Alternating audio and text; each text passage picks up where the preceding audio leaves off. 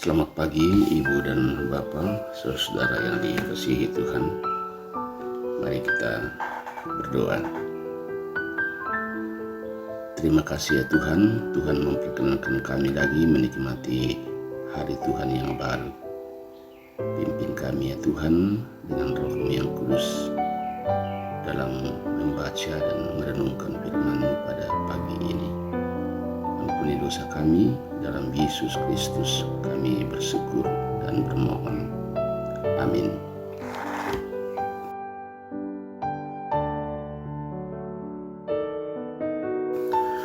Ibu bapa dan saudara-saudara yang dikasihi Tuhan,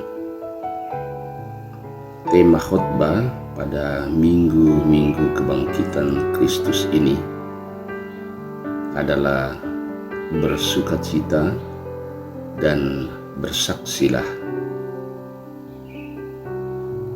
Mengapa kita harus bersukacita pada hari kebangkitan Kristus? Karena kebangkitan Kristus merupakan hal yang sangat penting dalam kehidupan beriman kita. Begitu pentingnya kebangkitan Kristus bagi kita, sampai Rasul Paulus berkata, jika Kristus tidak dibangkitkan, maka sia-sialah kepercayaan kamu, dan kamu masih hidup di dalam dosamu. Pertama Korintus pasal 15 ayat 17 sampai ayat 18. Seandainya Kristus tidak dibangkitkan, maka Kristus hanyalah manusia biasa, dan kematiannya sama dengan kematian manusia biasa yang tidak mempunyai pengaruh apapun kepada kehidupan beriman seseorang. Kenyataannya, Kristus bangkit.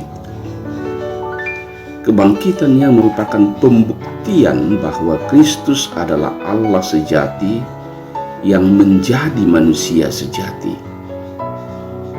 Sebagai manusia sejati, Kristus mati, tetapi Allah di dalam Dia bertindak, membangkitkan Dia, menang dan mengalahkan maut. Seandainya Kristus tidak dibangkitkan, maka sia-sialah seluruh kepercayaan dan pengharapan kita. Kenyataannya, Kristus bangkit. Kebangkitannya membuktikan bahwa semua hal yang pernah Kristus ucapkan dan janjikan adalah iya dan amin. Kebangkitannya merupakan jaminan bahwa karya penyelamatan Allah terhadap dunia sempurna. Seandainya Kristus tidak dibangkitkan, maka kita harus menanggung dosa dan pelanggaran kita. Kita masih akan tetap hidup dalam dosa, dan itu berarti mati. Kenyataannya, Kristus bangkit. Kebangkitannya merupakan jaminan keselamatan kita dan dasar kebangkitan orang percaya pada saat kedatangannya yang kedua kali. Ibu bapa dan saudara-saudara yang dikasihi Tuhan, kebangkitan Kristus merupakan fakta sejarah dan bukan hanya dogma teologis yang hanya diucapkan lalu dipercaya begitu saja. Sebagai bukti sejarah, kebangkitan Kristus dapat kita lihat dari beberapa hal. Fakta bahwa Yesus sudah mengatakan tentang kebangkitannya ketika masih hidup bersama murid-muridnya. Paling tidak ada 4 kali Yesus mengatakan tentang kebangkitannya ketika masih berada di dunia ini. Matius pasal 16 ayat 21, Matius 17 22-23, Matius 20 18-19, dan Yohanes 10 17-18. Perkataan-perkataan ini diulang kembali oleh malaikat sebanyak 2 kali ketika Yesus bangkit dari antara orang mati. Matius 28 ayat 6 dan Lukas 24 ayat 6-7. Fakta bahwa kubur Yesus sudah kosong. Lukas 24 ayat 2 dan 3. Terhadap fakta bahwa kubur Yesus kosong, ada beberapa keberatan. Ada yang mengatakan kubur Yesus kosong bukan karena Kristus bangkit, tetapi murid-muridnya mencuri mayatnya dan dibawa ke tempat lain.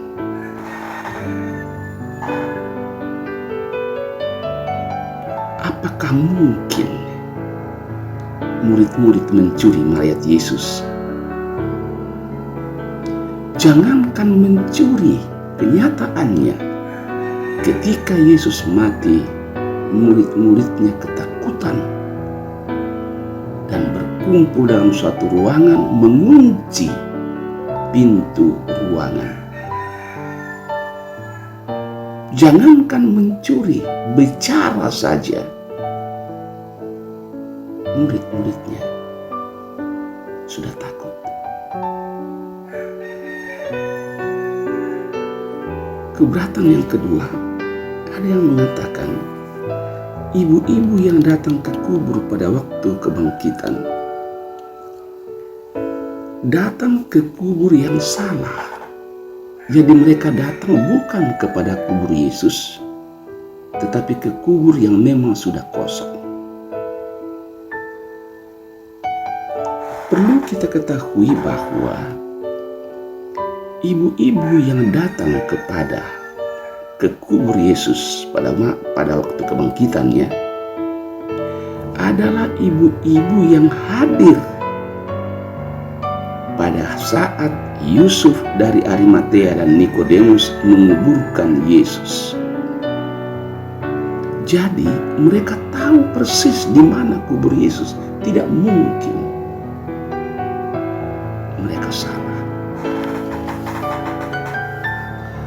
Kebangkitan Yesus Kristus dapat juga kita lihat pada saat penampakan diri.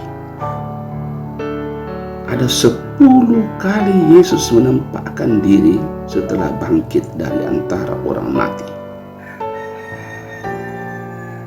Baik kepada murid-muridnya maupun kepada yang bukan murid-muridnya. Baik kepada perseorangan maupun kepada kelompok. Kita ingat pada waktu Yesus menampakkan diri kepada kurang lebih 500 orang di sebuah gunung Galilea. Fakta kebangkitan Yesus Kristus dapat juga kita lihat pada perubahan yang sangat luar biasa dialami oleh para murid-muridnya. Ketika Yesus mati dan dikuburkan, mereka ketakutan Tetapi sesudah dia bangkit dan menampakkan diri, perubahan kejiwaan yang terjadi luar biasa kepada mereka. Mereka tidak lagi takut berbicara tentang Yesus, tetapi mereka sudah keluar dan menyaksikan bahwa Yesus sudah bangkit. Fakta-fakta ini membuktikan kepada kita bahwa Yesus telah menang. Yesus telah bangkit. Seandainya semua keberatan yang diajukan itu benar, maka pada saat Yesus menampakkan diri dan pada saat orang bersaksi tentang kebangkitan Yesus Kristus, ada orang yang akan datang bersaksi bahwa ada kubur, bahwa ada mayat yang dicuri, tetapi tidak ada kesaksian tentang itu. Jadi yang benar adalah bahwa Kristus telah dibangkitkan dari antara orang mati sebagai yang sulung dari orang-orang yang telah meninggal. Pertama Korintus 15 ayat 20. Ibu bapak dan saudara-saudara, jika Yesus Kristus sudah dibangkitkan dan keselamatan kita dijamin oleh kebangkitan Kristus, dosa sudah tidak lagi berkuasa atas kehidupan kita. Maka apa yang harus kita perbuat? Saya mengajak kita pada percakapan Yesus dengan Simon Petrus, Simon anak Yohanes, dalam Yohanes pasal 21, 14 ayat 22. Dalam percakapan tersebut Tuhan Yesus 3 kali bertanya kepada Petrus, Simon anak Yohanes, apakah engkau mengasihi aku? 3 kali pula Simon menjawab, benar Tuhan, engkau tahu bahwa aku mengasihi engkau. Luar biasa cara Yesus menghadapi pengkhianatan Petrus yang menyangkal Yesus. Yesus tidak dendam, tapi justru dengan penuh kasih sayang dia mendatangi Petrus, apakah engkau sungguh mengasihi aku? Melalui pertanyaan tersebut terjadi perubahan dalam diri Petrus. Petrus yang tinggi hati, yang sombong, berubah menjadi manusia yang bertobat, manusia yang rendah hati, manusia yang mempercayakan kehidupannya kepada Tuhan. Lalu Yesus mengatakan, gembalakanlah domba-dombaku. Kita adalah representasi. Petrus adalah representasi kita. Kita sering menyangkal Yesus dalam berbagai bentuk kehidupan kita. Setiap detik, setiap menit, setiap jam, setiap hari, Yesus bertanya kepada kita, apakah kita sungguh mengasihi Dia? Gembalakanlah domba-dombaku. Berikanlah makanan kepada dombaku yang tidak mempunyai makanan. Berikanlah pakaian kepada dombaku yang tidak mempunyai pakaian. Rawatlah mereka yang sakit. Berikan ketenangan jiwa kepada mereka yang galau.